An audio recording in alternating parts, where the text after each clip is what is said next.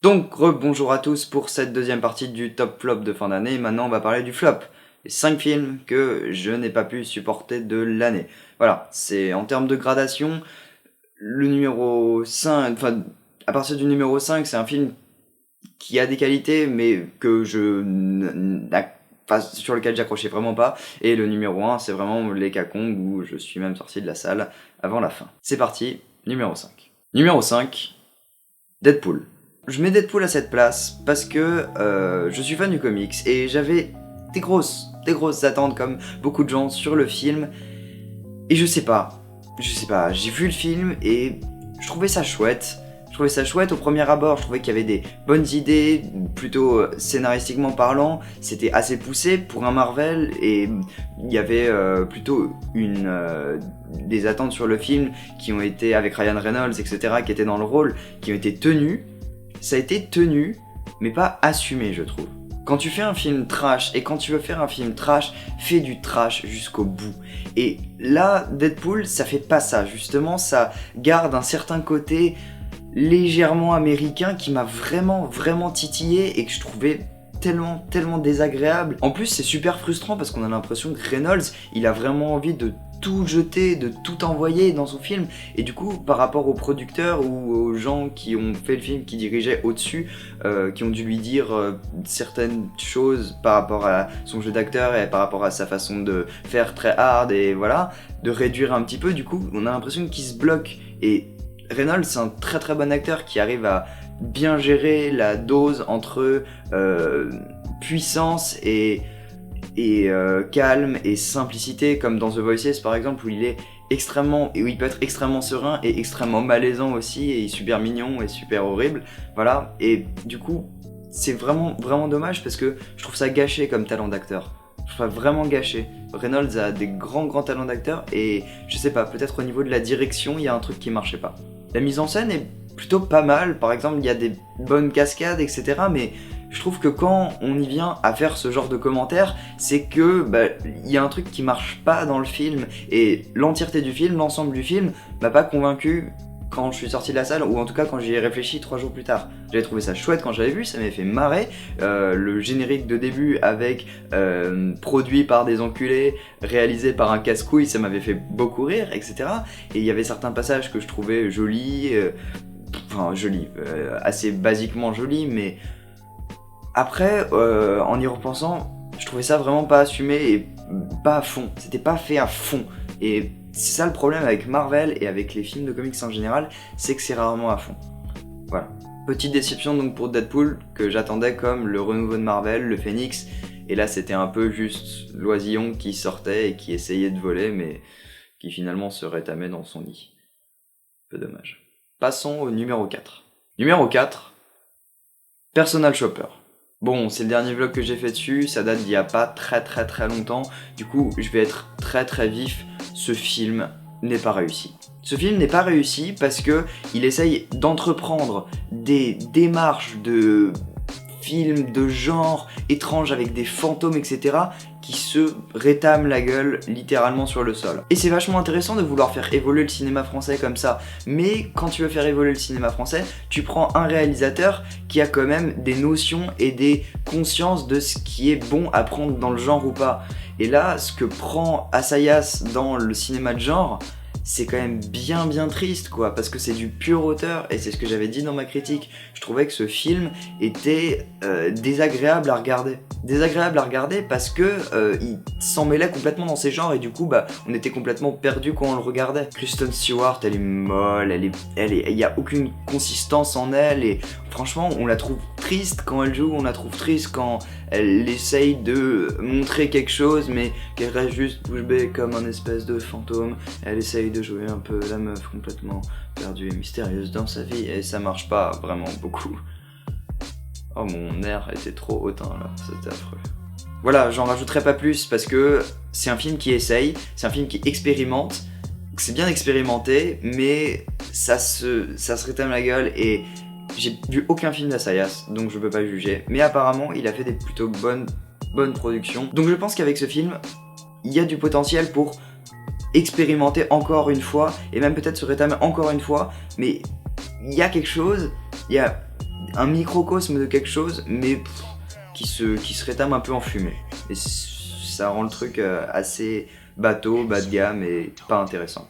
Voilà, j'aime pas trop ce film. Vraiment pas. J'ai passé un vraiment mauvais moment dessus et bon, ça c'est banal, mais je me suis fait chier. J'arrivais pas à trouver l'intérêt du film. Voilà. Numéro 3, et on va encore parler d'une grosse catastrophe. Numéro 3, X-Men Apocalypse. Alors là, non.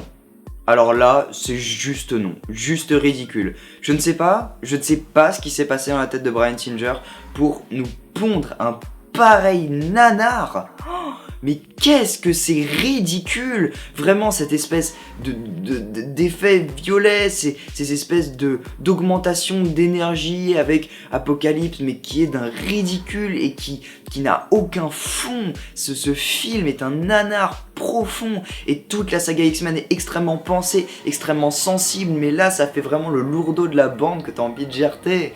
C'est une horreur! Vraiment, je me défoule parce que c'est exactement la façon dont j'étais en sortant de la salle. J'étais énervé, j'avais vraiment envie de casser ce film et de dire que c'était pas un film de la saga X-Men et que c'était juste un espèce d'essai mais complètement charcuté d'un film d'action bourrin. Enfin, on aurait dit un espèce on aurait dit une espèce de parodie de film de catch. Enfin, c'était affreux, vraiment, tous les personnages étaient d'une lourdeur et ils étaient pesants, mais tous, mais même les héros, ils avaient aucune consistance, aucune profondeur. C'était de la charcuterie pure. Je trouve qu'il y a vraiment rien à prendre, il n'y a pas de saveur, il n'y a aucun côté original, on sent que c'est du réchauffé de beaucoup d'idées jetées de Bryan Singer qu'il a repris juste pour essayer de faire une bouse X-Men, quoi.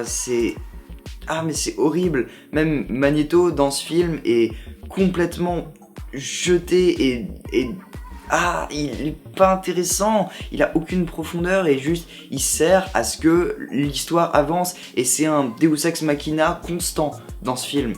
Il a limite aucun intérêt à l'histoire, quoi. Comme Wolverine, comme beaucoup de gens et aussi cette espèce de Gus, j'ai oublié son nom.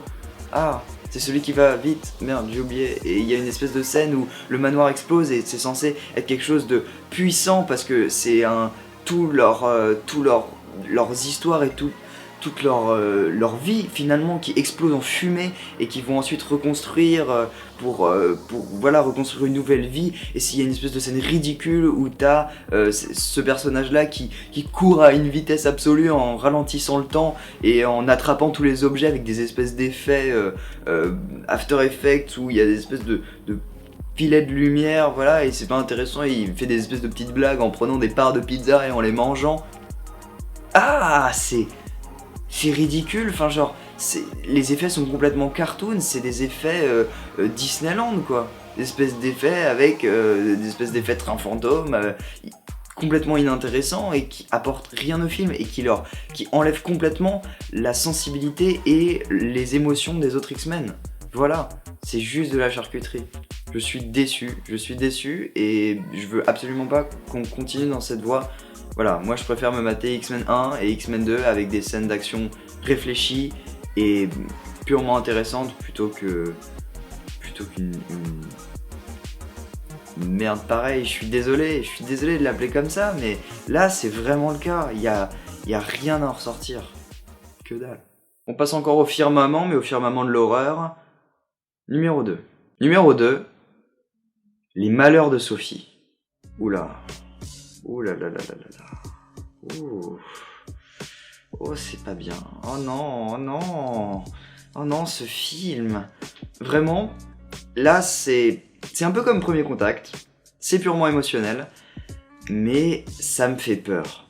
Ça me fait vraiment peur. Ce que fait Christopher Honoré, je sais plus, dans le cinéma actuel, ça me fait vraiment peur. Il adapte Les Malheurs de Sophie, mais ce film m'a terrifié. Quand je l'ai vu, je savais pas quoi en ressortir.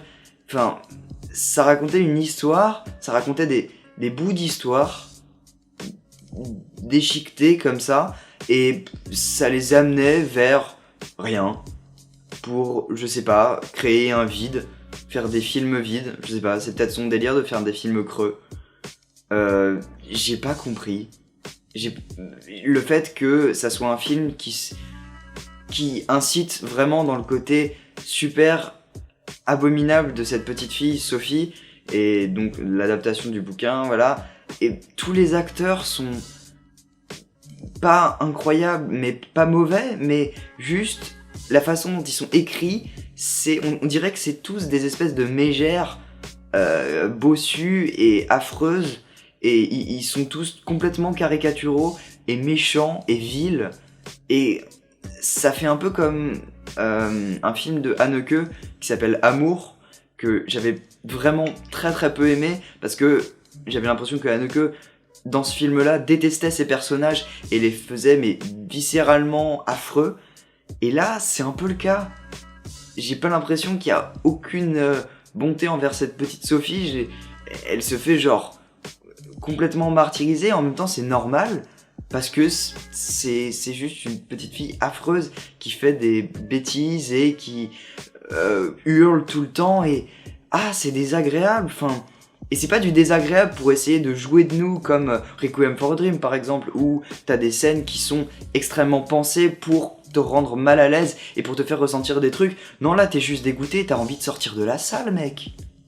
Genre, je comprends pas pourquoi on peut faire du cinéma comme ça. On a l'impression que c'est une espèce de vague de cinéma qui veut dégoûter le spectateur et prendre le cinéma à l'envers, en se disant ok, on veut faire aucune entrée, on veut absolument dégoûter notre spectateur et qu'ils aient des émotions de dégoût, de vouloir sortir de la salle, etc. Mais il y a absolument rien d'intéressant dans ce film et dans ce genre de manière. Et je pense que c'est ce genre de manière qui est usé dans ce film-là. J'en suis pas sûr, mais franchement, c'est l'impression que ça me donne. Même la fin est basse, c'est juste creepy. Enfin, ils reprennent le même truc que dans Mommy, où il y a une espèce de scène de chant à la fin, avec la caméra qui sort de la maison, et on sait pas trop d'où ça vient, parce que Sophie, elle s'est fait punir à la fin, et puis à un moment ils sortent dans le jardin et ils commencent à chanter. Voilà. Ça alterne entre les malheurs de Sophie et les bonheurs de Sophie. Et ça s'appelle les malheurs de Sophie parce que Christopher Honoré veut montrer le malheur et veut montrer la détresse de la société à travers une petite fille qui fait des conneries.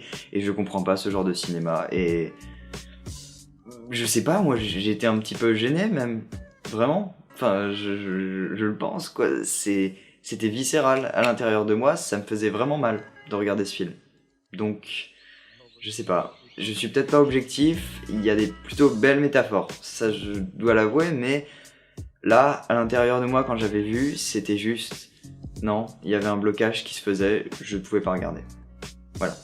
J'ai failli sortir à la fin, avant la fin d'ailleurs, et avant la fin, moi je suis parti, j'ai pas regardé le générique, j'avais juste envie de sortir ce film de mon esprit, et sortir Christopher Honoré de mon esprit, parce que ce gars, je sais pas. C'est du cinéma qui ne m'inspire pas.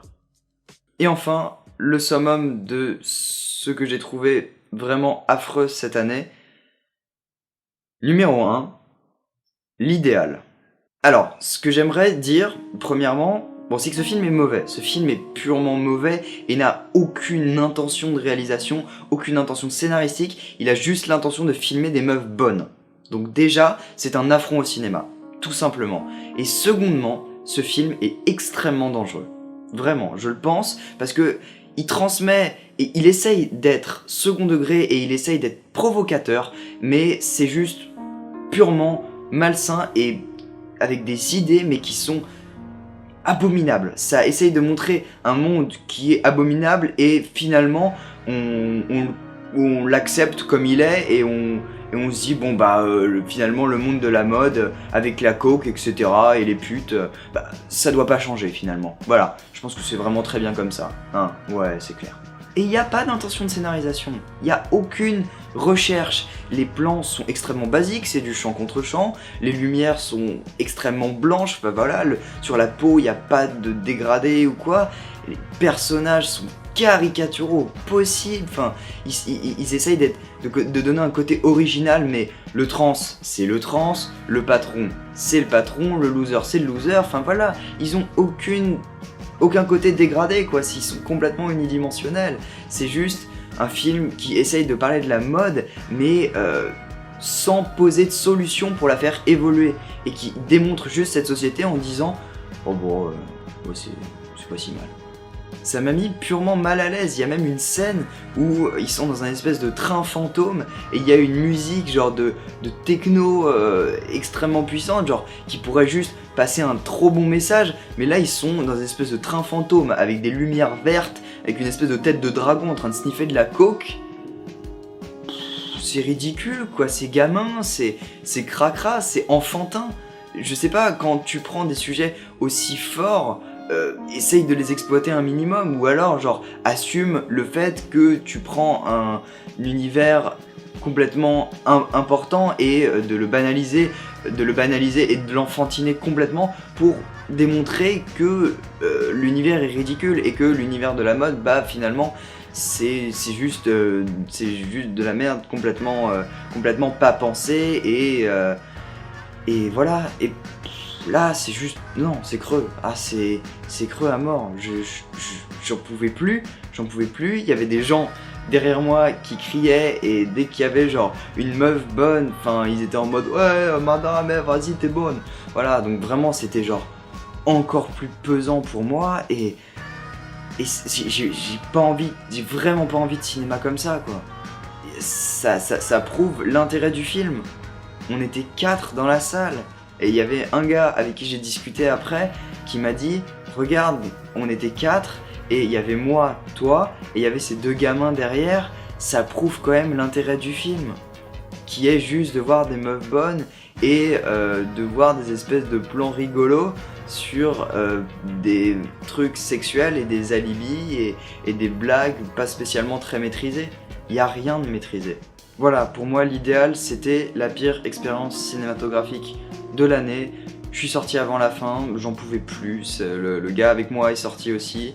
On a juste soufflé quoi, et c'était pas du tout profond. Il y avait aucun intérêt à regarder ce film. Ce film est extrêmement mauvais et prône des messages qui sont nuls et pas intéressants. Voilà. Pire film de l'année. Ever. Non, pas pire film ever, mais pire film de l'année. Vous avez mon avis sur les films qui sont sortis cette année. Voilà, j'ai fait le top, j'ai fait le flop. Je voulais au début faire un petit récap de plein de films, genre parler 5-6 secondes sur quelques films, mais bon, flemme, et je le ferai genre dans un prochain Ciné Express. Comme d'habitude, pour les films que j'aurais vu dans la semaine, je vous ferai un petit récap genre de 3 ou 4 films que j'aurais vu dans la semaine ou dans les 2 semaines suivantes. Voilà, bah j'espère que vous avez aimé mon top, j'espère que j'ai dit des trucs intéressants. Donc voilà, bah j'espère que vous avez aimé mon top ainsi que mon flop. Je sais pas s'ils seront courts ou longs, bon bah de toute façon, on n'en a pas grand chose à foutre. Et puis bah bonne soirée, bonne journée à tous, et au revoir. Je vais manger la caméra maintenant.